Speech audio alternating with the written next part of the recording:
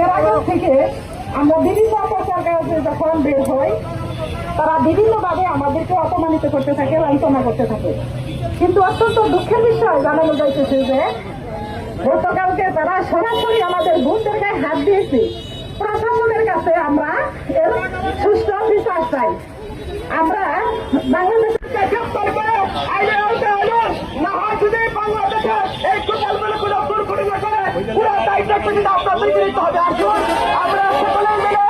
গোপালপুরে যে গণজোয়ার সৃষ্টি হয়েছে আজকে রূপসা থেকে পাথরিয়া, টেকনাফ থেকে তেতুলিয়া, পুরো বাংলাদেশ কাশকাল থেকে নিয়ে সচিবালয় পর্যন্ত শুধু একটি আওয়াজ উঠেছে, সেটা হলো সব দল থেকে এবার জামাত ইসলামী বাংলাদেশ। আগামী দিনে আমরা আলকোয়ানের বাংলাদেশ